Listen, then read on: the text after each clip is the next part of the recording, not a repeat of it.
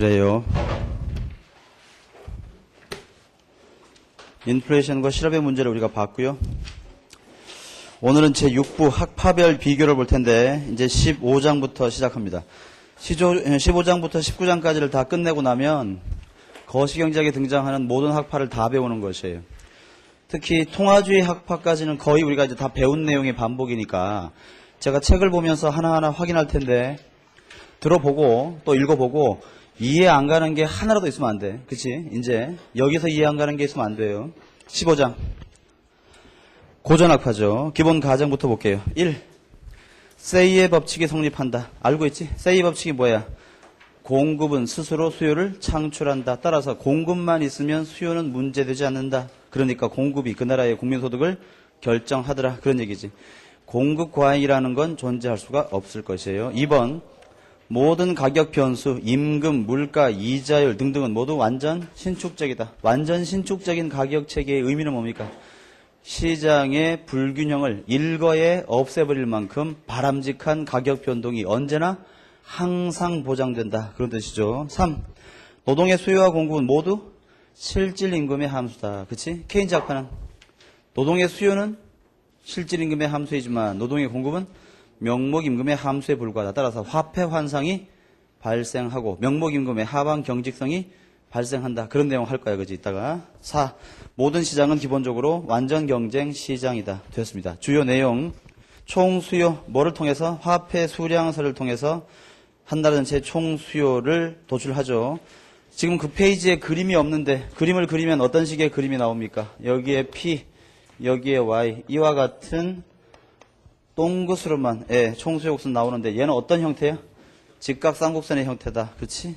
그거 확인하면 되겠어요? 그 다음에 얘를 오른쪽으로 이렇게 이동시키려면 뭐가 필요해? 여기 있잖아. MV equal PY에서 우리가 알지?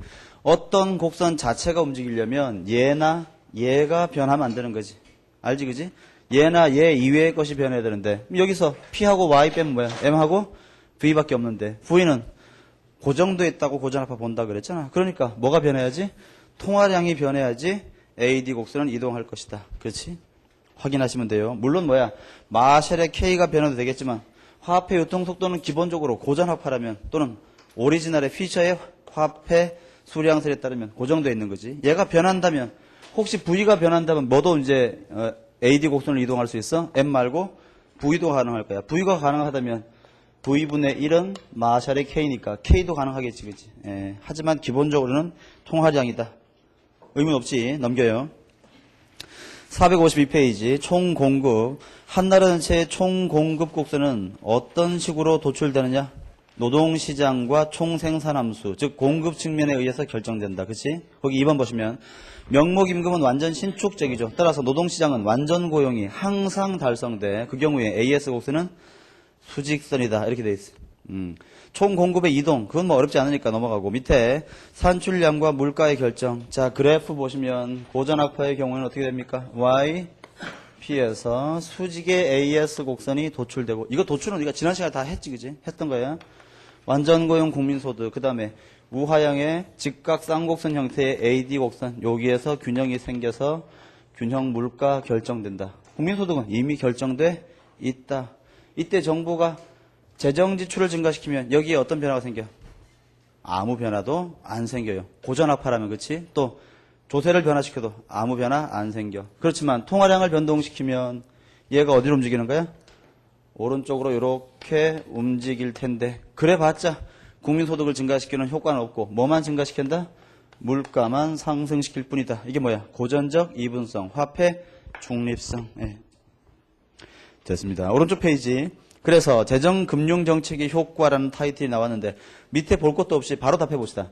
고전학파는 재정정책의 효과 전혀 없다. 왜? 그게 중요한 거지. 구축 효과가 100% 다 발생할 거기 때문에. 그렇지? 두 번째, 금융정책은 효과가 역시 없다. 왜?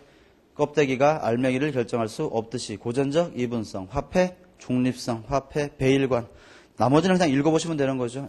그게 더 중요한 거예요. 굉장히 간단하게 정리가 됐죠. 뒤에 가시면 케인즈 학파하고 비교하는 거 나올 테니까 이따가 그거 보고 454페이지 참고돼 있는데 이자율과 소비 우리 이미 다 이제 이거 뭐 마스터했지 그지? 다시 제가 고전학파의 실물 이자율, 케인즈 학파의 화폐 이자율 곡선을 이제 안 그려도 될 거야. 내 기억으로는 한 10번쯤 그린 것 같아. 예. 몇 번 더 그리면 말이야. 이 중에 막 토하고 이런 사람 나올 거야 아마. 짜증나가지고. 그냥 할게요. 1. 고전학파에 따르면 저축은 뭐의 함수야? 이자율의 증가 함수야. 그 다음 투자는? 이자율의 감소 함수야. 저축이 이자율의 증가 함수니까 소비는 이자율의 감소 함수다. 지금 고전학파 얘기하고 있는 거지, 그치? 예, 따라서 밑에 보시면 어때요?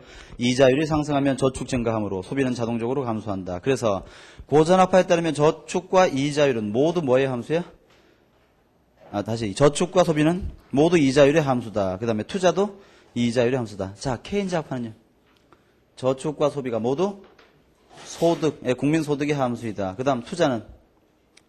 케인즈 학파의 경우에 투자는 기본적으로 기업가의 동물적 본능에 크게 의존한다. 그렇지만 Y, 소득의 영향을 받기도 한다. 유발 투자에 의해서. 그렇지만 이자율에 의한 영향은 거의 작다. 즉 투자의 이자율 탄력성이 매우 작다. IS는 수직에 가깝다. 그렇게 연결되는 거죠.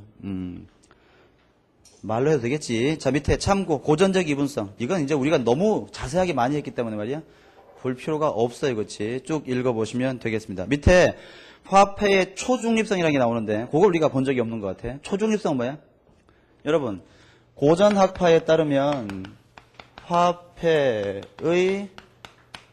중립성이라는 걸 주장한다 그랬지. 물론 얘는 고전적 이분성, 화폐 배일관하고 같은 말이라고 했는데 이 의미가 뭐야? 화폐를 변화시키면 이게 실질 국민소득이나 실질 이자율이나 뭐 실질 소비나 실질 투자 이런 것에 아무 영향을 미치지 못한다 그 말이야. 그렇지? 화폐의 초중립성은 뭔가 하면 화폐 증가율 자체를 변화시켜도 국민소득의 증가율이나 이자율의 변화나 소비의 변화율이나 투자의 변화율 등등에 역시 아무런 영향을 미칠 수가 없다 그 말이지. 예. 화폐의 중립성은 화폐의 절대적 크기를 변화시켰을 때 효과가 없다는 거고 초중립성은 변화율을 바꿔도 역시 효과가 없다 그런 뜻이야. 예, 둘 다 고전학파의 생각이에요. 어렵지 않지? 됐습니다. 케인즈 학파로 갑시다. 16장 케인즈 학파 기본 가정이요. 1. 노동공급은 명목임금의 증가 함수이다. 그렇지? 예, 화폐 완상이 존재하더라. 노동공급은 예상 실질임금의 증가 함수다. 이건 이제 기대가 부과된 후기 케인즈 학파 얘기야. 이것까지 이렇게 나눌 필요가 있겠는가 싶긴 해요. 저 개인적으로. 기본적으로 여러분 케인즈 학파는 화폐 공급이 명목임금의 함수다라고 기억하면 문제 푸는 데는 큰 지장 없어요. 예. 그렇게 봅시다. 2번 명목임금의 하방 경직성 존재한다. 됐지? 근데 여러분 지금 이거 우리 교재에 제가 이렇게 같이 읽어드리는 거 말고도 우리 그때 첫 시간에 정리한 거 굉장히 많은 거 알지? 기본적으로 시장을 신뢰한다든지 또 뭐야? 뭡니까? 또 어떤 거 있었어? 뭐 완전 고용의 성립 여부라든지 실업의 유무라든지 그치? 그런 것들. 그 다음에 하나 물어볼게요. 케인즈 학파는 실업을 더 중요시해요? 인플레이션을 더 중요시해요? 케인즈 학파는 실업을 더 중요시하는 그런 사람이야. 왜 인플레이션은 걱정할 필요가 없지? 그렇지. 케인즈 학파에 따르면 AS는 거의 어디에 가까워? 수평에 가까운 이런 형태니까 여기에서 AD를 움직여도 물가는 거의 크게 변할 일이 없는 거지. 하지만 어때? 실업이나 국민소득에 미치는 효과는 굉장히 크게 되는 거야. 주요 내용으로 갑시다. 1. 총수요. IS 곡선과 LM 곡선을 이용해서 총수요 곡선, AD 곡선을 도출하죠. 케인즈가 주장하는 IS, LM의 형태는 어떤 거야? 역시 다 했지. 자, 케인즈는 수직에 가까운 IS와 수평에 가까운 LM, 이거 주장하지. 그러니까 여기에 따르면 케인즈 학파는 거의 수직에 가까운 이러한 AD 곡선을 주장할 거야. 그치? 특히 유동성 함정 구간에는 AD가 수직이 되더라. 거기 보시면 그래서 재정정책은 매우 효과적이고 금융정책은 효과가 별로 없을 것이다 되어 있습니다. AD 곡선 IS LM으로부터 우하향의 AD 곡선이 도출된다. 그래서 밑에 제일 끝에 내려가가지고 당구장 표시 보세요. 만약에 골수 케인전 또는 케인즈 단순 모양의 경우에는 IS 곡선이 수직선이라고 주장하니까 AD 곡선도 수직선이 될 거다. 물론 온건한 케인즈 학파라면 제가 지금 그린 것처럼 약간 기울기를 두겠지. 약간. 그치? 하지만 어때? 완만할 리가 없다. 그렇게 보는 거예요. 왜 자꾸 이렇게 봐? 왜 혹시 이거 왜 이렇게 보는 줄 아십니까? 우리 지난번에 배웠잖아. 고전학파는 여기에 가깝고 통화주의 학파는 굉장히 이렇게 AD가 완만하다 이렇게 얘기했잖아요. 그건 왜 그런 거야? 여러분 이거 한번 봐봐. 예를 들어서 Y 여기에 P 있을 때 여기 AS 곡선이 있는데 굉장히 가파른 AD 곡선이 있어. 얘가 정부의 확대 재정 정책으로 이만큼 움직였어요. 이만큼. 움직인 크기는 얼마야? 요만큼 움직였지, 그지? 오른쪽으로. 얘가 움직인 이유는 재정 지출이 증가했기 때문이야. 그때 국민소득은 Y0부터 Y1까지 증가했지. 이게 누구의 주장이야? 이게 케인즈 학파의 시각이야. 만약에 통화주의 학파라면 어때? 얘가 굉장히 완만하다 이렇게 주장할 거 아니야. 자, 오른쪽으로 똑같은 크기만큼 움직여봐. 어떻게 돼? 이렇게 되는 거 아니야. 국민소득의 증가폭은 요것밖에 안 되는 거지. 그러니까 뭐야? 자꾸 정부의 시장 개입의 효과를 줄이고 싶은 거야. 통화주의 학파는. 케인즈 학파는 크게 보고 싶은 거고. 이해가시죠? 예, 그렇게 보면 돼요. 페이지 넘기고 456페이지 총공급. 자, 노동시장과 총생산함수에 의해서 총공급이 결정된다. 2번 케인즈 학파지 지금. 명목임금은 하방 경직적이므로 대개의 경우에는 뭐가 발생해? 비자발적 실업이 존재할 수밖에 없을 것이다. AS 곡선은요. 수직이 아니고 우상향하는 형태를 기본적으로 가질 것이다. 됐습니다. 밑에 산출량과 물가의 결정. AD와 AS가 만나서 결정되겠죠. 우리 책이 이쪽 부분이 조금 약해요. 개인적으로 좀 아쉽긴 해. 그걸 그나마 보충하고 있는 것이 오른쪽 페이지에 있는 표야. 그걸 가지고 설명해 봅시다. 자, 고전학파와 케인즈 학파. 대표 학자 뭐 간단하게 한번 기억해 봐야 되겠죠. 고전학파에는 어떤 사람이 있어? 스미스, 리카도, 마샬, 뭐 왈라스 이런 사람들이고, 피구는 조금 후기죠. 그 다음에 케인즈는 사무엘슨. 사무엘슨은 후기 케인즈 학파로서 노벨 경제학상 받은 사람이고, 토빈, 힉스, 뭐 그런 사람들. 케인즈 학파에 케인즈가 빠져있네. 노동시장 봅시다. 자, 고전학파. 임금의 완전 신축성. 요거랑 반대되는 케인즈의 시각이 뭐야? 명목임금의 하방 경직성. 그 다음에 고전학파는 화폐환상 없지? 케인즈 학파는 화폐환상 있습니다. 화폐환상이 뭐지? 명목임금만으로 임금을 결정짓는 노동공급자의 경우에는 물가 상승이 있더라도 자신의 임금이 변화가 없다라고 착각에 빠지는 현상. 이게 화폐환상이죠. 노동시장, 노동의 수요와 공급. 고전학파 전부 다 실질임금이지. 케인즈 학파는요. 노동의 수요는 실질임금, 공급은 명목임금의 함수. 그렇게 단순화시킵시다. 완전고용의 문제는 어때요? 고전학파는 완전고용 달성 가능하다. 언제나 자연실업률 상태이다. 다만 고전학파라도 뭐는 존재할 수 있어? 자발적 실업은 존재할 수가 있어요. 하지만 케인즈 학파의 경우에는요. 비자발적 실업도 존재한다. 케인즈가 강조하는 비자발적 실업은 어떤 실업이야 주로? 경기적 실업. 그런 거 강조한다 그랬지. 실업이요. 실업의 원인. 케인즈 학파부터 볼게요. 케인즈 학파는 실업의 원인이 뭐래? 유효 수요가 부족하대. AD가 너무 왼쪽으로 왔대. 그걸 끌어올려야 된대요. 고전학파는요. 기본적으로 시장 자체의 원인 때문에는 실업이 발생하지 않는다. 실업이, 즉 비자발적 실업이 있다면 그 이유는 뭐야?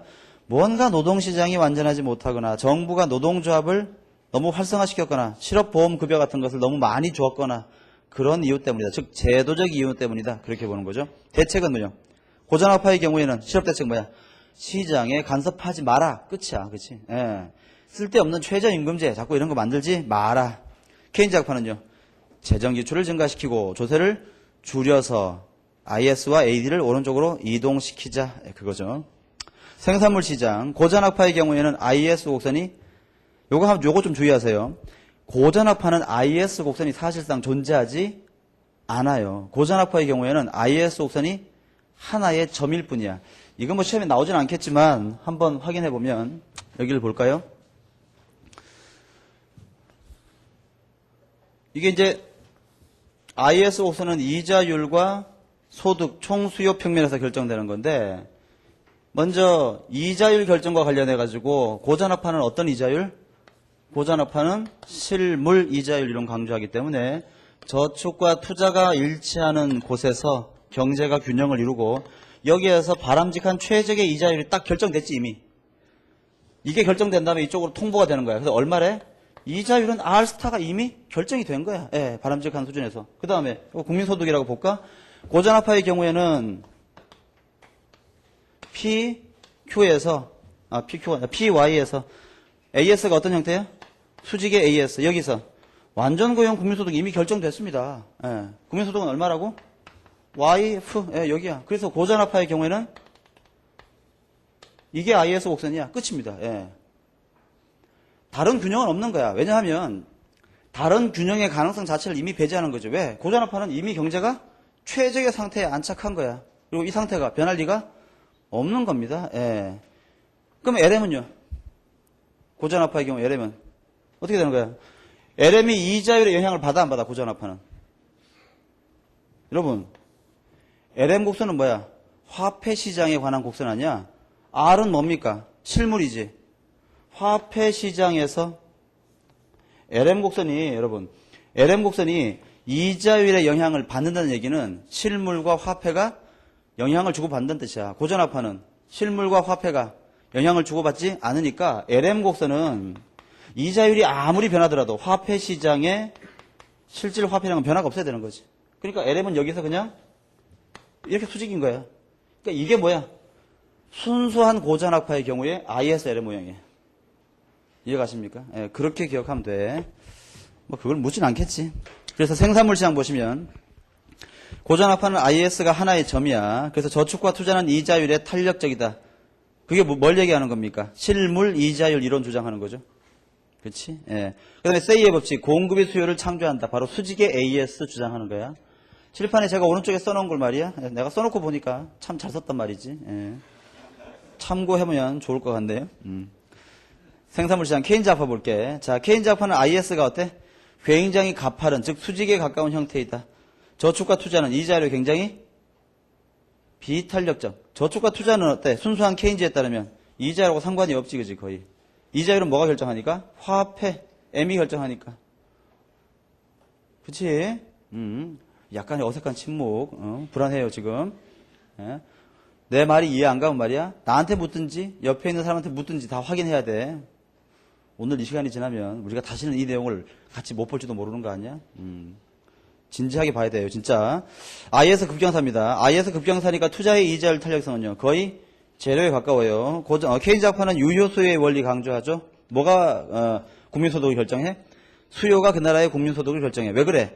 수요는 언제든지 공급을 달고 오는 거야. 그렇지? 수요만 있으면 공급은 얼마든지 쫓아와. 따라서 공급은 신경 쓸 필요가 없고 수요만 증가시키면 국민소득이 증가한다. 화폐시장. 고전화파는요. 화폐의 어떤 기능? 교환의 매개 수단으로서의 기능 강조해요.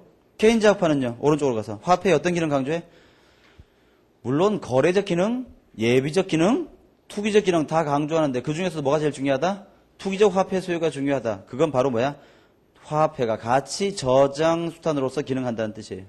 그렇지? 그래서 케인즈 학파는 화폐의 가치 저장 수단으로서의 기능 강조하고 고전화파는 교환의 매개 수단으로서의 기능 강조한다. 다시 고전화파 볼게요. 화폐 시장에서 화폐 수량설 MV = PY 이게 거의 뭐 만능 열쇠지. 고전화파는 이걸 가지고 이것도 설명하고 저것도 설명하고 다 해. 3번 고전화파는 이자율은 뭐가 결정합니까? 저축과 투자가 결정해. 실물 이자율. 그 다음에 고전화파 LM은요. 방금 칠판에 제가 썼죠. 수직선의 형태를 띌 것이다. 그 말은요. 화폐 수요는 이자율에 전혀 영향을 받지 않는다. 화폐 수요의 이자율 탄력성은 제로이다. 왜? 화폐는 껍데기, 이자율은 알맹이. 5번 실물 시장과 화폐 시장은 완전히 분리되어 있다. 뭐라고 부릅니까? 고전적 이분성, 화폐 중립성, 화폐 배일관. 오른쪽에 케인즈 학파. 방금 봤다시피 화폐의 저장 기능 강조하죠. 2번 유동성 선호설로서 이자율 결정 원리를 설명합니다. 이자율 결정을 누가 한다고? 화폐의 공급과 화폐의 수요가 해요. 그렇지? 특히 이때 화폐 수요는 이자율에 반비례하는 거지. 그렇지만 유동성 함정 구간에는 수평의 형태를 띠는 거예요. 3번 이자율은 화폐 수요와 공급에 결정된다. 유동성으로 됐고 4번 LM 곡선은 굉장히 완만해서 만약에 옆에다가 써 유동성 함정의 경우에는요. 완전한 수평이 되는 거지. 그렇지? 예, 케인즈는 그걸 강조했죠. 그 말은요. 화폐 수요의 이자율 탄력성이 매우 크다라는 걸 강조하는 거야. 또 그 말은 뭐야? 화폐 수요가 이자율에 영향을 많이 받는다. 그 말은 실물과 화폐가 상호 연관성을 많이 갖고 있다. 예. 5번의 내용이 되겠죠. 밑에 총수요. 먼저 고전압화. MV 이퀄 PY에서 K는 화합해, 다시 MV 이퀄 PY에서 P는 마샬의 K분의 1 곱하기 Y분의 M. 요와 같은, 이게 뭐야? AD 곡선의 방정식이지. 고전압화의 AD 곡선의 방정식. 아니, 뭐 그걸 외울 필요는 없어요. 그냥 직각삼곡선인 것만 우리가 이미 경험적으로 확인했잖아. 됐지?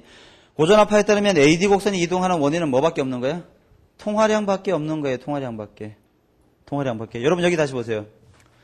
고전압화에 따르면 AD 곡선이 오른쪽으로 이동하는 원인은 통화량의 증가밖에 없습니다.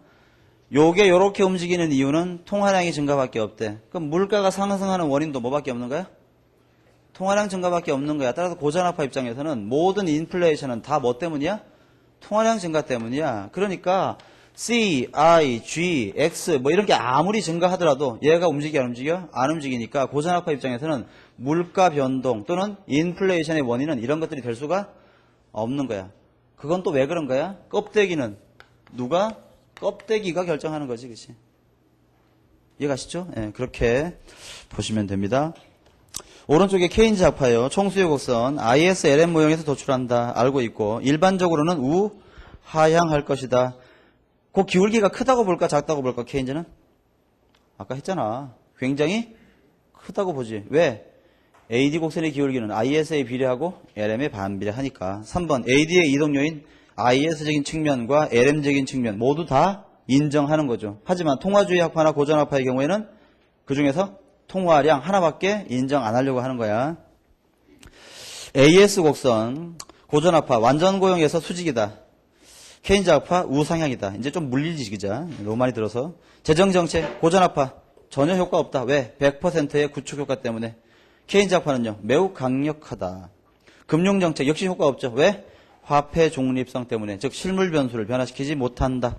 케인즈 합파는요 금융정책의 효과는 있긴 있다. 그런데 굉장히 작다. 또는 신뢰할 수가 없다. 왜 그래? 블랙박스 기억하세요. 됐습니다. 또 있네. 458페이지. 정계의 안정성. 자, 고전합파 기본적으로 경제는 안정적이다. 케인즈는 불안정하다. 정부의 개입하지 마라. 케인즈는 잘 개입하면 되지 않느냐. 저축관. 요거 옛날에 우리 처음 했던 건데 기억나십니까? 고전합파에 따르면 또는 통화주의 합파에 따르면 뭐가 미덕이야? 저축이 미덕이야. 왜? 저축을 많이 해야지 투자가 증가하고 투자가 증가해야지 생산이 증가하고 AS가 증가해야지 국민소득이 증가하니까. 그렇지만 케인즈 합파의 경우에는요 소비가 미덕이야. 왜? 소비가 증가해야지 AD가 우측 이동하고 그래야지 국민소득이 증가할 수 있으니까. 됐습니다. 인플레이션. 자, 고전합파의 경우에는 수요 견인과 비용 인상 중에서 뭐는 인정 안 해? 비용 인상 인플레이션은 인정 안 해요. 수요 견인만 인정하지. 또 수요 견인의 원인 중에서도 뭐만 인정해? 통화량 증가만 인정하려고 하는 거야. 그렇지? 됐죠? 오른쪽에 케인즈는요. 수요 견인과 비용 인상을 다 인정하는데 수요 견인 쪽에서는 어떤 원인을 강조해? IS적인 측면을. 비용 인상에서는요. 임금 인상, 공급 충격 등등을 강조한다. 비용 인상 인플레이션을 케인즈 학파가 강조하는 이유는 뭐라고? 스태그플레이션을 설명할 마땅한 방법이 없기 때문에 비용 인상 인플레이션을 강조한다. 그렇게 기억하라 그랬어. 이러한 비용 인상 인플레이션을 해결하기 위한 방법이 뭡니까? 밑에 칸에 있네요. 소득정책 기억하세요. 소득정책은 두 가지가 포인트지. 케인즈 학파다. 두 번째, 비용 인상 인플레이션하고만 연관된다. 됐습니다. 고전학파의 입장에서 인플레이션 대책은 뭐야? 방금 얘기했다시피 적절하게 통화량을 조절하면 된다. 그렇지? 필립스 곡선 AS가 수직이니까 필립스도 수직이다. 케인즈는요. AS가 우상향이니까 필립스는 우하향한다. 거기에서 형태가 고정되어 있다 변화한다? 고정되어 있다고 케인즈는 강조한다 그랬지. 예. 다 됐어요. 오케이. 자, 통화주의 학파로 갈게요. 통화주의 기본 가정 뭐 이건 말고도 많은데 1. 노동 공급은 예상 실질 임금의 함수이다. 즉 P expectation은 분의 W의 증가 함수이다. 이때 P expectation을 예상하는 방법이 뭐야? 적응적 기대라는 방법인데. 그치? 적응적 기대에 따르면 단기와 장기의 결과가 달라진다. 그게 제일 중요하다 그랬어. 됐고요. 뿌리가 당연히 고전학파다. 그건 뭐 기본이지, 그치? 예. 그 다음에 통화주의 학파의 대부인 프리드만의 이름이 떠올라야 되겠고, 프리드만의 제자인 루카스의 이름이 또 떠올라야 되겠고, 자연스럽게 세고전 학파로 연결된다. 주요 내용 1. 총수요. IS와 LM으로부터 도출한다. 역시 똑같죠. 그렇지만 통화주의 학파에 따르면 아까 케인즈는 이렇게 봤고 통화주의 학파에 따르면 어떻게 보는 겁니까? LM이 이렇고 거의 IS가 이런 형태를 띌 것이다. 따라서 통화주의 학파에 따르면 투자의 이자율 탄력성은 매우 높고 화폐 수요의 이자율 탄력성은 매우 작다. 예, 그렇게 될 거야. 이 경우에는 AD 곡선도 어때? 굉장히 완만한 형태가 될 것이다. 그 이유는 아까 또 말씀드렸어요. 밑에 AD 곡선 역시 볼 거 없네. 다 됐어. 하나. 중요한 거 빼먹었네. 총수요 ISLM 다시 볼게. 자, ISLM 1번. 통화주의 학파에 따르면 투자의 이자율 탄력성 크니까 IS 완만, 화폐 수요의 이자율 탄력성 작으니까 LM은 급경사. 그건 다 아는 거고. 2번. 따라서 재정정책은 별로 효과가 없다. 반면에 단기적으로는 어때? 금융정책은 효과가 매우 커. 근데 함부로 남발하면 안 돼. 왜? 물가가 폭등할 가능성이 있으니까. 그래서 3번. 어떻게 하는 거야? 금융정책이 효과는 좋지만 어떻게 하는 거야? 준칙에 의해서 K% 룰에 의한 금융정책 실시하다. 왜? 함부로 하다가 시차의 문제를 잘못 고려하면 아예 실시하지 않음만 못할 수도 있고 또는요. 우리가 배운 지식 있잖아. 통화량을 막 수시로 증가시켰다가 줄였다가 그러면 이게 사람들의 뭐를 움직여? 물가 상승에 대한 기대 심리를 불안하게 만드는 거지. 그치? 이게 만약에 커지면 어떤 일이 벌어지는 거야? 단기의 필립스 커브가 우상방으로 이동해버리는 거지. 그러면요. 인플레이션과 실업이 동시에 증가할 수 있는 거지. 그러니까 함부로 이렇게 하지 마라 그 말이야. 일정한 원칙을 지키라 그 말이지. 페이지 넘겨서 460페이지 총공급. 자, 주의하세요. 통화주의 학파는 항상 단기와 장기로 나눠서 봐야 돼. 그 이유가 뭐라고? 적응적 기대 때문에 그래요. 첫째, 단기의 AS. 혹시 지금 시간 나는 분들은 옆에다가 이렇게 그림 간단하게 그려도 괜찮겠지. 통화주의 단기의 AS는 어때? 이렇게 되는 거지. 이게 통화주의 단기의 AS. 장기는요? 수직의 장기의 AS. 그치? 예. 됐지? 그 이유는 뭐야? 단기적으로는 예상 오차가 발생하고 체계적 오류가 발생하기 때문에, 장기적으로는 거의 정확한 예상이 가능하기 때문에. 됐습니다. 이걸 가지고 단기와 장기의 필립스 커브도 역시 같이 얘기할 수 있겠죠. 그러면 460페이지에 있는 장단기 공급 구선 더 이상 설명 안 드려도 될 것 같아요. 이미 여러 번 했으니까. 밑에 산출량과 물가의 결정. 예, 그림 잘 보세요. 그렇게 두 가지의 AS를 가지고 항상 고려해야 되는 거예요. 그렇지? 자, 그거 한 번만 더 그려볼게. 통화주의 학파에 따르면 어떤 주장하냐 하면 P와 Y 평면에 장기적으로는 AS가 수직인데 단기적으로는 AS가 우상향할 수 있어. 이때 최초의 AD 곡선이 이렇게 있었는데, 자, 만약에 정부가 재정 지출을 증가시키거나 통화량을 증가시키면 얘가 어디로 움직여? 오른쪽으로 이렇게 움직이지. 이때 단기적으로는 어떻게 되는 거야? 국민소득이 증가하는 거야. 국민소득이 증가한다는 말은 실업이 감소할 수 있어요. 그렇지? 하지만 시간이 지나면서 사람들의 기대가 정확해지는 장기가 되면요. 이렇게 움직일 테니까 국민소득은 여기서 변화가 없고 실업률도 변화가 없다. 즉 정부의 재정금융정책은 장기적으로는 실업률을 자연실업률에서 이탈하게 할 수가 없을 것이다. 이걸 뭐라고 부른다고? 자연실업률 가설. 그치? 중요한 거예요. 됐습니다. 오른쪽에 기본 명제. 여기에 나와 있는 문장 하나하나가 시험에 다 출제되는 지문들이야. 읽어볼게. 1. 화폐는 매우 중요하다. 2번. 화폐 수요 함수는 매우 안정적이다. 3번. 통화량은 단기적으로 명목 국민소득 결정에 중요한 역할을 미친다. 그 속에 숨은 말은요. 장기적으로는 효과가 전혀 없을 것이다. 그런 말 하고 싶겠지. 4번. 금융정책의 지표는 또는 중간 목표는 이자율 목표가 아니고 통화량 목표가 훨씬 바람직하다. 그치? R 타겟팅보다는 M 타겟팅이다. 이해 가야 되지. 5번. 금융정책이 효과적이긴 하지만 재량적으로 실시되어서는 안 되고 준칙에 따라 또는 K% 룰에 따라 실시되어야 된다. 6번. 장기적으로는 인플레이션과 실업률 간의 역의 상충 관계는 존재하지 않는다. 자, 방금 읽은 문장을 케인즈 학파의 시각에서 한번 정리해 볼까? 자, 케인즈 학파라면 1번 뭐라고 했겠어? 화폐는 중요치 않다. 그럼 뭐가 중요해? 실물 또는 생산물 시장에서의 소비, 투자, 정부 지출, 수출, 수입 등등이 중요할 것이다. 2번 케인즈 학파라면요. 화폐 수요는 매우 불안정하다. 하지만 소비 함수나 투자 함수나 수출 함수 등은 안정적일 것이다.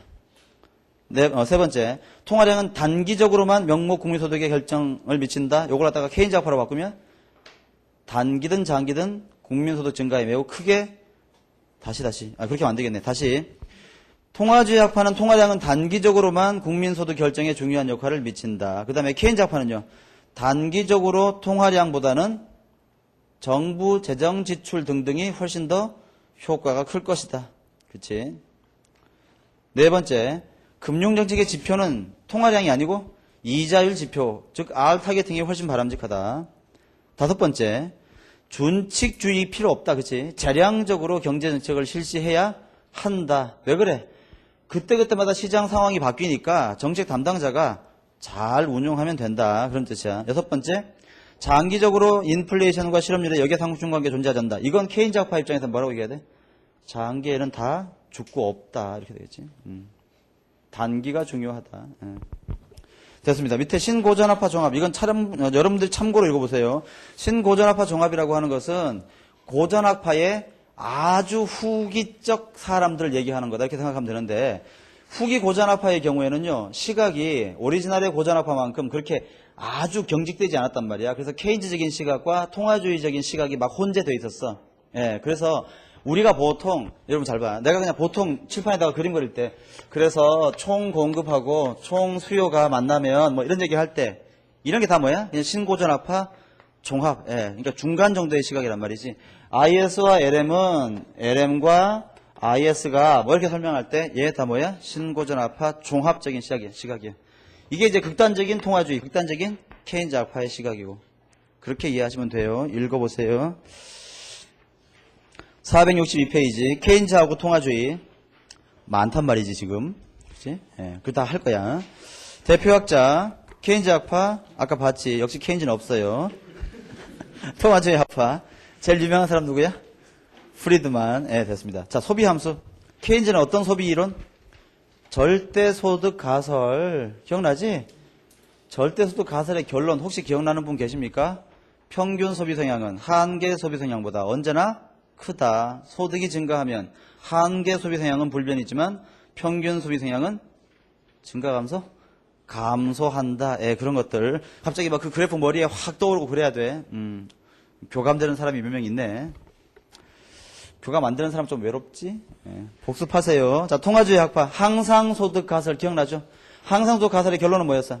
사람들은 그 당시에 현재의 소득에 따라서 소비하는 게 아니고 미래에 발생할 장기적인 기대평균 소득에 의해서 소비를 결정할 것이다. 예, 그렇게 보면 되죠.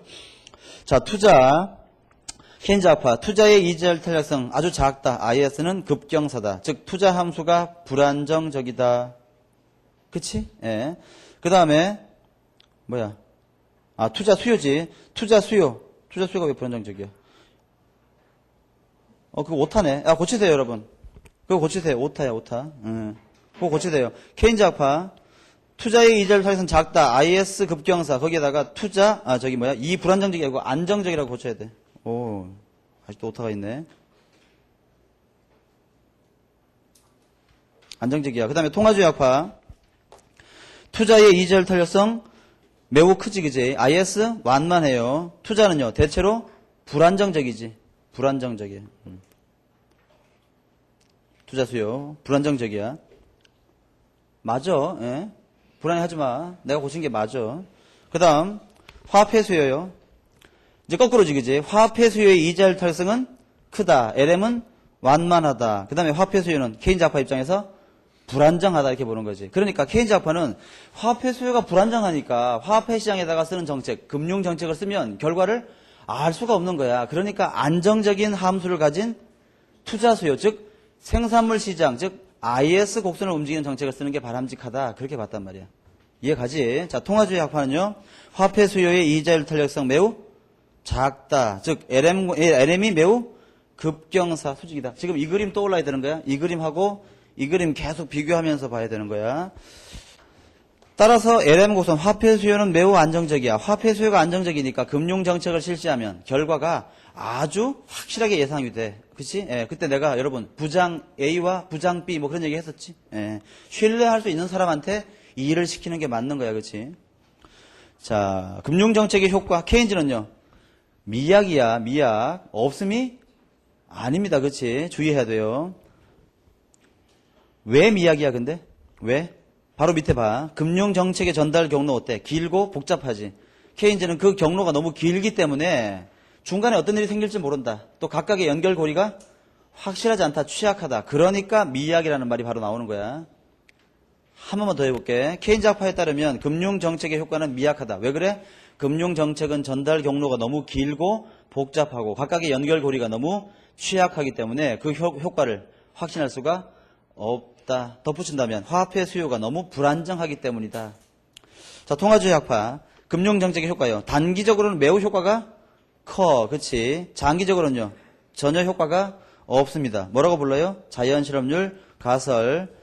따라서 장기적으로는 금융정책은 물가나 명목 변수만 변화시키고 그치? 예. 따라서 화폐는 장기적으로는 전혀 실질 변수를 변화시키지 못한다. 통화주의 학파는 고전 학파의 모든 이론을 장기적으로는 다 받아들이는 거지, 그지? 단기적으로는 케인즈적인 시각이 좀 남아있는 거다. 그렇게 기억하면 돼요. K% 룰 다 봤고요. 금융정책의 전달 경로, 케인즈 이미 봐지, 그지? 거기서 뭐가 중간 목표야? M이야, R이야? R이지. 오른쪽에 통화주의 학파는요. M 자체가 중요한 중간 목표 또는 지표가 된다. 그래서 그때 우리 했던 거 기억나죠? 금융정책에 대해서 케인즈는 간접적 전달 경로, 통화주의 학파는 직접적 전달 경로. 지표 받고 재정정책, 자 케인즈 강력한 효과, 그치? 통화주의는요 거의 효과가 없다. 왜? 구축 효과가 매우 클 테니까. 이때 아주 뭡니까? 아주 완고한 아주 골수 통화주의 학파라면요 100%의 구축 효과 또는 고전 학파라도 역시 100%의 구축 효과. 기대, 적응적 기대, 적응적 기대. 조금 주의해야 돼, 요 말은. 그러니까 잘 봐. 이 책의 표현이 틀린 게 아니라 케인즈 학파는 첫째, 오리지널 케인즈는 장기를 생각한 적이 있어 없어? 없어. 그러니까 기대를 한 적이 없어. 그날 벌어서 그날 소비한다 이렇게 얘기하고 장기에 다 죽는다는 사람이 무슨 기대했겠어, 그지? 그 다음에 케인즈 학파가 형성된 다음에도 초기에는 어때? 정태적 기대만 했었습니다. 그러다가 후기 케인즈 학파에 가서야 비로소 적응적 기대의 개념을 통화주의로부터 배워가지고 받아들인단 말이야. 그러니까 케인즈 학파의 기대는 뭐냐라고 하면 제일 정답은 기대 안 했다가 정답이고, 굳이 한 사람들은 어떤 기대다? 그냥 정태적 기대에 가깝다. 이렇게 기억하는 게 제 생각엔 제일 좋은 것 같아요. 물론 꼼꼼하게 다 구분해가지고 기억할 수 있는 사람은 구분을 하고. 됐습니다. 노동시장. 자, 케인즈 학파는요. 노동의 수요는 실질임금이야. 노동의 공급은요. 기본적으로 명목임금의 함수이다. 나중에 가면 예상 실질임금을 고려하기도 했다. 하지만 통화주의 학파는요. 실질임금의 함수, 또 노동 공급도 실질임금의 함수인데 예상에 따라 달라지니까 예상 실질임금의 함수. 그거 케인즈라면, 통화주의, 고전 학파라면, 말이 안 나와 이렇게. 고전 학파라면 둘 다 완전한 실질임금의 함수지. 왜 그래? 왜? 완전 얘기하니까 다 아니까, 그치? 예, 기대할 필요 없는 겁니다. 총공급. 첫째, 케인즈는요 단기적으로 우상향, 필립스는 단기적으로 우하향. 그 다음에 오리지널 케인즈는 장기는 고려한 적이 없는 거야, 그치? 예, 저는 사실 그거 아래쪽은 좀 지우고 싶어요. 장기는 이걸 하면 헷갈린단 말이야. 이제 나중에 문제가 있을 때. 예.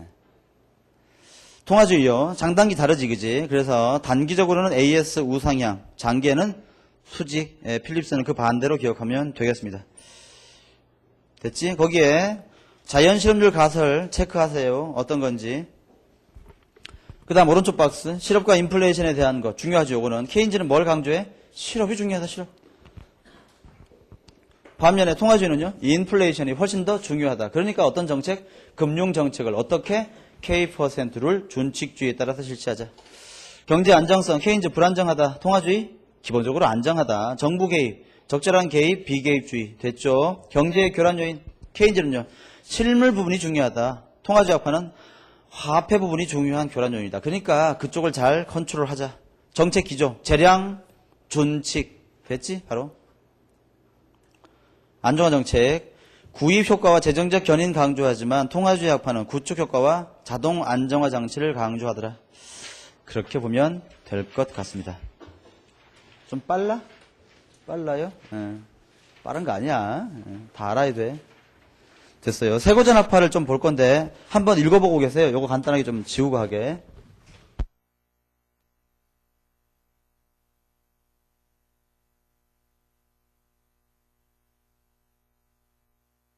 시간 이렇게 흘러가지고 옛날에 배웠던 그 거시경제학 내용이 잘 좀 이해가 안 된다 그런 사람이 있으면, 그러니까 여러분 오늘 이제 이번 달 끝나고 나면 다른 과목 좀 공부해야 될 거 아니야, 그렇지? 하다가 한 달이나 두 달쯤 지나서 문득 좀 경제학 불안해지는 시기 있잖아, 왜? 그렇지? 예. 그럴 때는 둘 중에 하나를 해보면 돼. 기출문제를 한 해 좀 꺼내가지고 한번 풀어보든지. 그게 좀 귀찮으면 방금 우리가 봤던 이 박스들 있지, 각 학파 비교한 거. 거시는 이걸 펴가지고 쭉 읽어보면서 아, 기억이 이렇게 나면 말이야. 예, 아직까지는 좀 버틸만 한 거고. 이게 뭐였더라 싶으면 말이야. 한 번 더 봐야 되는 거야. 예, 그렇게 보세요.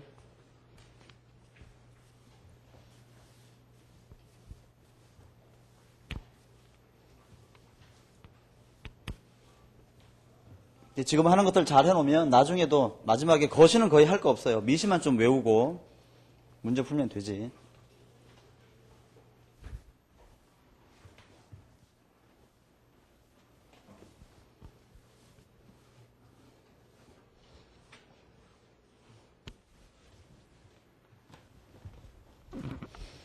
자, 세고전압하고 세케인즈인데 이게 이제 어렵게 내면요 만만치가 않은 문제가 돼. 일단 세고전압파하고 세케인즈압파는 둘 다 뭘 가정해? 합리적 기대를 가정해. 그치? 그렇지만 세고전압파는 뿌리가 어디야? 고전압파. 세케인즈압파는 뿌리가 케인즈압파니까 둘 다 합리적 기대를 받아들이되 결론은 완전히 다르게 나오는 거지. 그치? 자, 밑에 있는 박스를 볼게. 첫째, 시장 청산 여부라는 게 있는데 시장 청산이 뭐예요? 우리 미시경제학 후반부에서 그거 기억나십니까? 파레토 최적이라는 거 기억나? 예. 파레토 최적이 이루어지면 시장 내에 또 그 왈라스의 법칙 그런 거 배운 적 있지. 왈라스의 법칙이 뭐였지? 개별 시장에서의 초과 공급, 초과 수요는 존재할 수 있을지 몰라도 경제 전체적으로는 초과 수요의 가치나 초과 공급의 가치는 항상 제로라서 일반 균형이 달성될 수 있다. 이게 바로 왈라스의 법칙이었지. 그걸 당연한 것처럼 신봉하는 게 세고전압파지. 그게 바로 시장이 다 청산됐다는 말의 의미야. 그치? 하지만 세케인즈압파에 따르면 비청산 시장 모델이래. 그 무슨 말이야? 경제 전체적으로도 왈라스의 법칙이 성립하지 않을 수 있어서 경제 전체적인 초과 공급이나 초과 수요가 발생할 수도 있다. 그렇게 보는 거야. 만약에 경제 전체적으로 초과 공급이 발생하면 경제는요? 불황, 침체를 경험하는 거지. 그게 대공황이다. 그렇게 보는 거란 말이야. 이해가시죠? 두 번째, 가격 변수의 신축성. 뻔하지. 세고전압파. 완전 신축성 가정할 거야. 고전압파하고 똑같아요. 세케인즈압파는요. 비신축성. 다른 말로 경직성. 예, 그거 가정하겠지. 시장 형태. 세고전압파는 기본적으로 완전 경쟁 시장 가정합니다. 그래서 완전 경쟁 시장에서의 개별 기업들은 전부 다 가격 수용자, 프라이스 테이커로서 기능한다. 미시 때 배웠어요. 반면에 세케인즈압파는 뭐라고 얘기하는 거야? 야, 현실에 존재하는 기업이 어떻게 전부 다 완전 경쟁만 있을 수 있냐? 불완전 경쟁 시장이 훨씬 더 많다. 따라서 개별 기업은 가격 설정자로서 얼마든지 기능할 수가 있다. 이렇게 보는 거야. 그러니까 이제 제 기본적인 마인드는 이래요. 고전압파나 세고전압파는 아이디얼한 이상적인 세상을 꿈꾸는 사람들이에요. 이렇게. 예. 자꾸 현실을 그쪽으로 이렇게 이제 바라보려고 하는 거고, 케인즈압파나 이렇게 세케인즈압파는요. 이 발 딛고 있는 현실을 직시하려는 사람들이지. 이렇게. 예. 그렇게 보면 돼. 안정화 정책, 세고전압파 전혀 효과 없다. 이걸 정책 무력성 정리라고 불러. 근데 이 효과 없음이라는 네 글자에 굉장히 여러 가지 의미가 숨어 있어요. 우리가 알고 있다시피 세고전압파의 경우에 AS 고소는요. 어떤 형태야? 지웠네. 예상된 정책이면 장단기 모두 수직. 혹시 예상하지 못했던 정책이라면 우상향. 그렇지만 어때? 그게 반복되면 그게 점점 효과가 사라진다. 그런 얘기했지. 그런 식의 뉘앙스를 다 고려한 효과 없음이야. 그러니까 잘 봐. 새 고전학파에 따르면 정부 정책은 어떠한 경우라도 효과가 없다. 맞아 틀려? 그건 아니지, 그지? 그러니까 주의해야 되는 거야. 그 말의 뉘앙스를. 그 다음 새 케인즈 학파는요. 단기적으로는 효과가 있대요. 괄호 열고. 쓰지 마. 내 말 맞춰봐. 그 안에 들어갈 말이 괄호 열었으니까 들어갈 말이 예상된 정책입니까? 예상되지 않은 정책입니까? 또는 둘 다입니까? 답은 뭐야? 둘 다야. 즉 뭐야? 예상되지 않은 정책은 당연하고 예상된 정책이라도 단기적으로는 효과가 있다. 그게 새 케인즈 학파의 시각이지. 다시 한번 새고전 학파는 예상된 정부 정책은 전혀 효과가 없고 예상되지 않은 정책은 일시적인 효과는 있을지 몰라도 장기적인 효과는 없다. 요 시각이고 새 케인즈 학파는요. 예상되지 않은 정책은 당연히 효과가 강력하고 예상된 정책이라고 하더라도 일시적인 효과는 분명히 있다. 그 말이에요. 내 말을 이렇게 우리가 교감했으면 좋겠어. 경기 변동, 새고전 학파에 따르면 주로 공급 측 충격 때문에 발생한다. 새 케인즈 학파는 수요 측 충격 때문에 발생한다. 요 말도 약간 위험한데 나중에 오늘 우리가 경기 변동 할 거니까 공통점이요. 합리적 기대 맞지? 그 다음에 미시경제학적인 토대 위에서 이론을 전개한다. 그렇게 볼 수 있고 그 다음에 거기 밑에 좀 더 적어보세요. 좀 더 적어봐.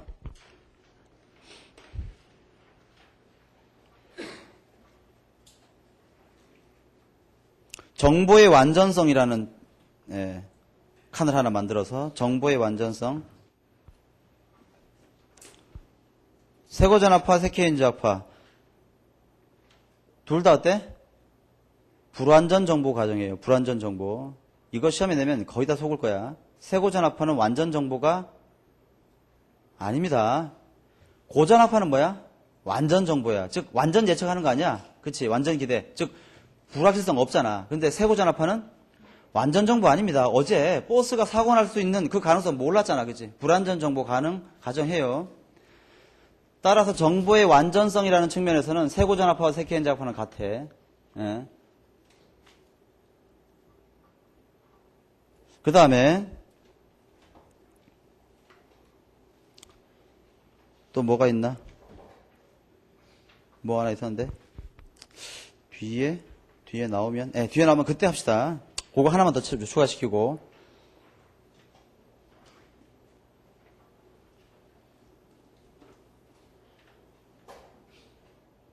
뭐지? 갑자기 기억 안 나네.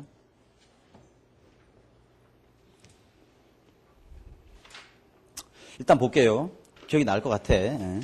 자, 새고전 학파 기본 가정 1. 시장 청산 이루어진다. 시장 청산 모델. 2번 나왔네요. 정보의 불완전성 가정한다. 그치? 그러니까 예상하지 못했던 정책이라는 게 가능한 거야. 세 번째, 개별 경제 주체들은 합리적 기대를 이용하여 경제 변수를 예상한다. 이때 합리적 기대는 뭐다? 현재 이용 가능한 모든 정보를 총동원해서 미래의 경제 변수를 합리적으로 예상하면 확률적으로 거의 정확한 예상이 가능하다. 그렇지만 예기치 못했던 정보 충격 또는 경제에 충격이 발생하면 오차가 발생할 수도 있다. 그렇지만 그 오차는 반복되지 않는다. 오른쪽에 주요 내용 합리적 기대와 총 공급 곡선이 나오는데 여기 내용 쭉 읽어보시면 잘 이해가 안 갈 거야. 자, 지금부터 제가 굉장히 중요한 하나 설명할 테니까 한번 들어보세요. 여기 보면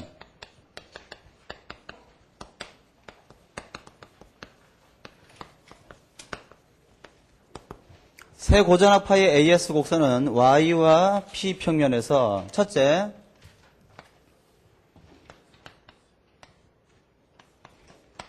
P와 P expectation이 일치하면 AS가 수직이야. 그지? 이건 다 아는 그림이야. 그 다음에 AS가 이렇게 우상향하는 경우도 있는데 어떤 경우입니까? P가 P expectation보다 크면 이렇게 생겨요.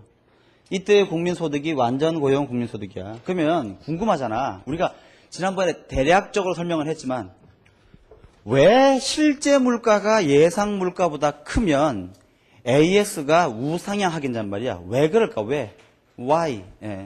요걸 설명하고 있는 게 그 유명한 루카스의 섬 모델이 아일랜드 모델.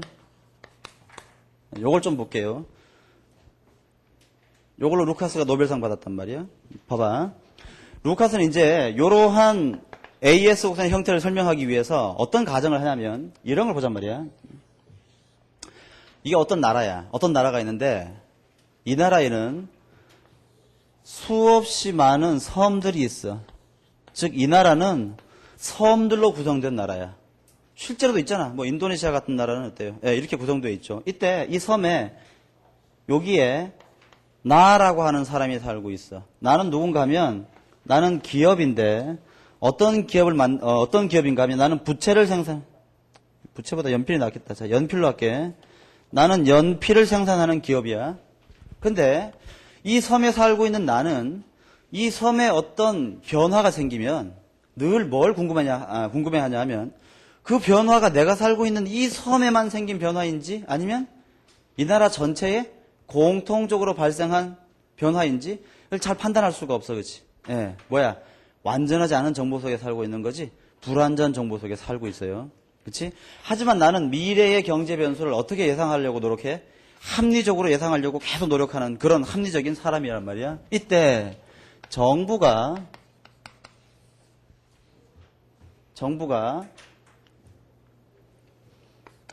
뭐라고 발표를 했냐 하면 말이야. 발표를 했냐 하면 통화량을 증가시키겠다. 몇 퍼센트?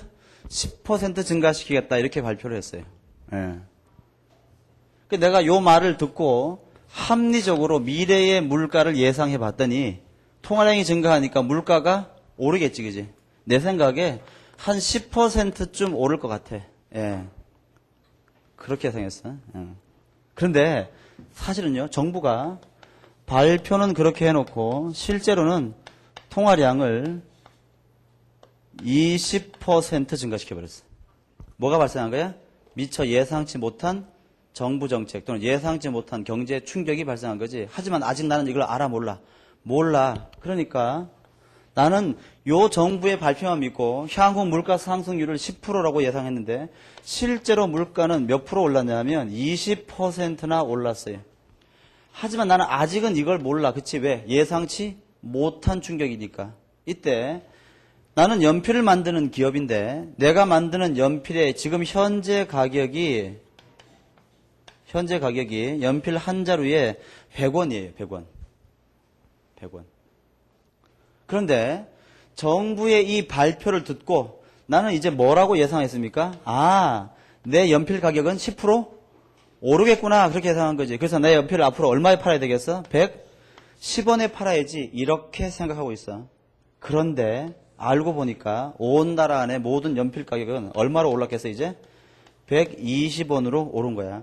하지만 나는 아직 이걸 파악하지 못하고 있는 상태야. 왜? 정보가 불완전하니까. 이때 내가 연필을 생산해서 여기랑 막 팔러 갔어요. 연필 싸가지고 팔러 가면서 내가 뭐라고 생각하겠어? 110원 받아야지. 옛날엔 100원이었지만 이제 110원 받아야지 난 손해가 아니야 라고 생각하고 110원 받으려고 갔더니 사람들이 내 연필을 얼마에 사줘? 120원에 사줘. 어라? 온 나라 안에 물가는 분명히 몇 프로 올랐어? 10%. 내 생각에 그치? 10% 오르는데 내 연필값만 지금 얼마에 사주는 거야? 20% 오른 가격에 사줘. 그걸 보고 나는 뭐라고 느낍니까? 내 연필 가격이 다른 물건보다 10% 더 올랐구나 라는 착각에 빠지는 거야. 어떤 착각? 물가 인식에 대한 착각에 빠지는 거지. 물가 인식에 대한 오류에 빠져요. 그럼 봐. 우리가 생산자라고 생각해봐. 내가 내 물건이 다른 물건보다 더 올랐대. 생산자인 나는 물건의 생산을 더 누려야지. 많이 팔아야 될 거 아닙니까? 공급의 법칙 아니야. 뭐야 공급의 법칙이? 가격과 공급량 사이에 비례관계. 그렇지. 내 가격이 더 많이 올랐어. 그래서 나는 어때? 생산을 늘리는 거야. 요것 때문에 어때요? 나는 지금 생산을 증가시켜요.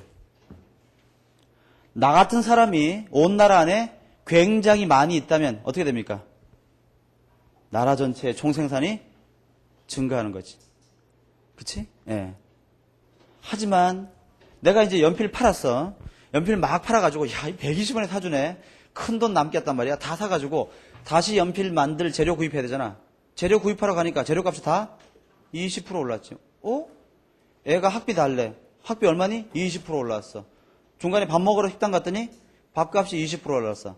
뒤늦게 깨닫죠. 아하, 내가 실제 물가를 너무 기대 물가보다 낮게 생각했구나. 그치? 예. 그러니까 어때? 내가 지금 이런 상태에 빠져 있구나라는 사실을 뒤늦게 깨달으면 나는 어떻게 하는 거야, 이제? 얘를 바꿔서, 이제는 얘를 어떻게 바꾸는 거야? 20%로 증가시키는 거지. 그럼 어때? 실제 물가와 기대 물가가 같아지고, 그때는요, 나는 생산량을 늘릴 필요가 없는 거지. 다시 원래대로 생산을 줄이는 거야. 이해가십니까? 이걸, 여기 칠판에 있는 이 그래프로 한번 설명을 해 볼게요. 지금 현재 그 나라 경제가 A점 상태에 있었는데, A점 상태. 이때에 AD 곡선이 AD0야. 자, 정부가 통화량을 20% 증가시켰죠? 이 20% 통화량 중에는 10%는 예상된 거고, 10%는 예상치 못한 거야. 그래서 여기 있는 AD 곡선이 오른쪽으로 이렇게 움직였어. 왜? 통화량 증가는 LM을 우측 이동시키고 AD를 우측 이동시키니까. 그 10%의 예상치 못한 통화량 증가 때문에 어떻게 되는 거야? 지금 경제는 이런 상태에 빠져 있는 거지. 이해가십니까? 그래서 어때? 어디로 움직이는 거야? A점에서 B점으로 움직이는 거야. 그래서 나라 전체의 총생산이 확 증가하는 거지. 일시적으로 또는 단기적으로. 그렇지만 시간이 지나면서 사람들이 어떻게 한다고? 자신의 물가 상승이 잘못된 걸 깨닫고 그 다음부터 얘를 20%로 높이니까 어때요? 다시 경제는 C점으로 회복이 되는 건데 이 화살표가 움직이는 속도가 어때? 느려 빨라? 굉장히 빠른 거지. 합리적 기대의 경우에는. 통화주의는 좀 시간이 걸리는 거고, 그렇지? 이해가십니까?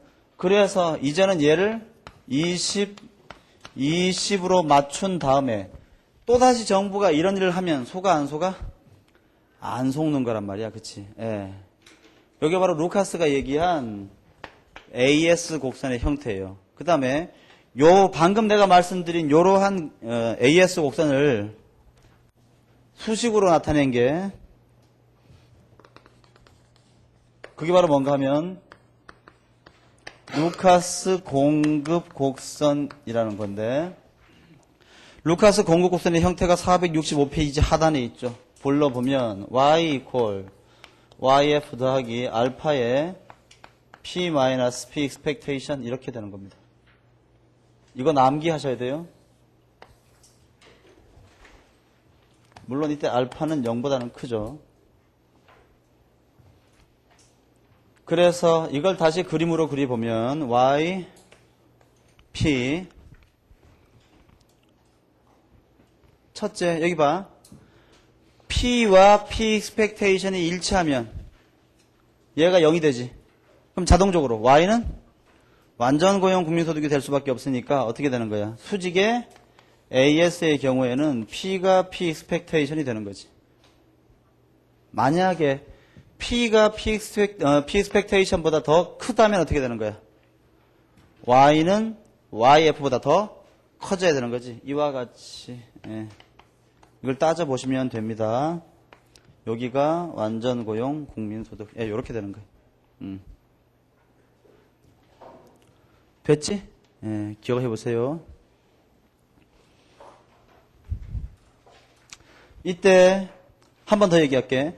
예상된 정책이라면 어디로 움직여? A점에서 B점으로 곧바로 움직일 거고, 그지?